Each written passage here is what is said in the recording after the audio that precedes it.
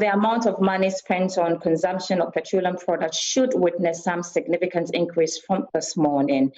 This was after major oil marketing companies like Total, Gull, and Shell all increased prices at the pump by 4.5% per litre over the weekend. These firms are now selling a litre of diesel and petrol at 4 cedis 65 pesos. This would translate into 20 Ghana cedis 92 pesos a gallon. Let's go on to Zoom to speak to the Executive Director of the Chamber of Petroleum Consumers, Duncan Amwa. Duncan, good afternoon. Thanks so much for joining me. Good afternoon, Sandra. Thanks for having me. Any surprises? What do you make of the latest development?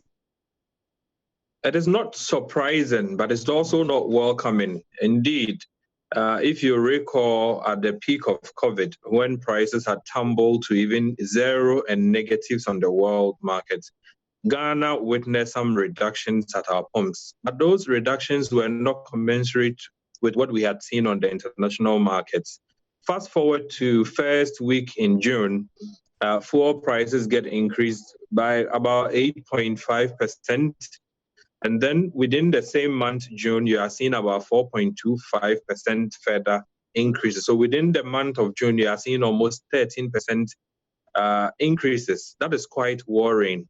We would have expected that though there will be increases, they will be staggered or thrown at us piecemeal, as we saw with the reductions when we had to get those reductions. Unfortunately, it looks as though the numbers that we are witnessing at the pumps are quite astronomical. And then again, we also ask the importers, what is contributing to these increases? One of the major reasons you get happens to do with the cedi's depreciation or instability. And we would continue asking, for how long are Ghanaians going to be surcharged for the cedi's poor performance? Right, Duncan, can you hear me?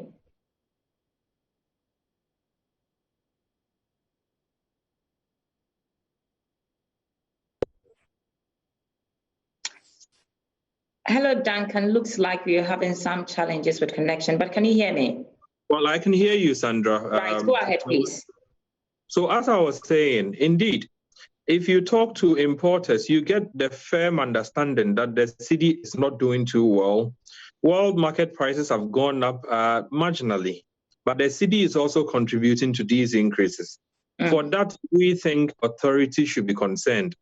Authorities should find a solution to this cedi's drag on fuel prices, because it cannot be sustained that anytime the cedi performs poorly, you and I would have to go and share and pay more at the pumps for that depreciation. Yeah, Duncan, well said, well said. Sorry to interrupt, but well said. We've had this conversation several times.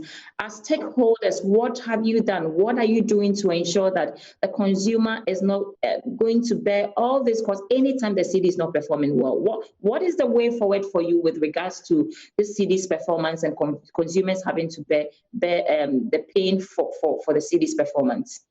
Indeed, we can only do as much by, of course, corresponding or having some communication with authorities.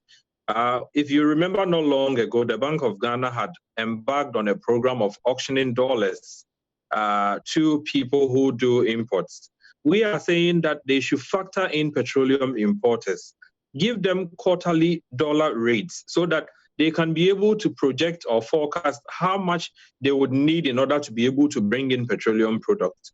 If you are still allowing them to go to the open market to source for dollars at commercial rates, then consumers will have to be charged commercial values or figures for petroleum products. So the BOG has a job to do here. They need to ensure that at least some rates that are predictable applies to petroleum imports, and importers can be able to pay whatever amounts they owe suppliers without the cedi's depreciation having a huge toll on these numbers. Once that is done, we can be able to safely delink or decouple the cedi's performance from our pump prices. It cannot be sustained that we all continue to pay anytime the cedi does poorly.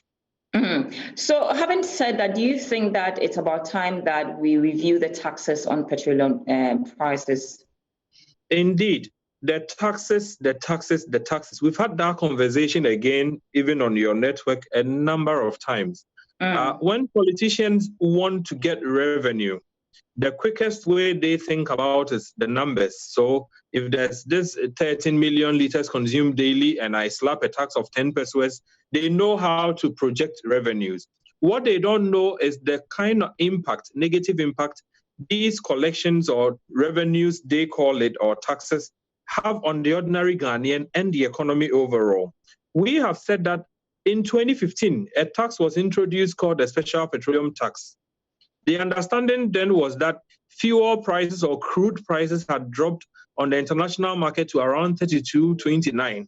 And we, as a petroleum exporting country, were also reeling under that kind of pressure because we had a certain projected revenue we needed to make.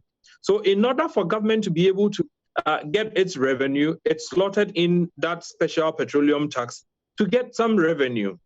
The expectation would have been that once crude prices pick up on the international market beyond the 30s, these taxes would have been, taking off. Unfortunately, they become a permanent fixture on your pricing. And as we speak, the taxes that were introduced with sunset clauses, the taxes that were introduced with all the promises that they were going to be reviewed or taken out in a year or two, they are all stuck on your price build-up. So we need to also look at the taxes immediately. Other than that, the weeks ahead portends further trouble for Ghanaian petroleum consumers. Duncan, I'm grateful for your time, Executive Director of COPEC. Thanks so much for joining us as always.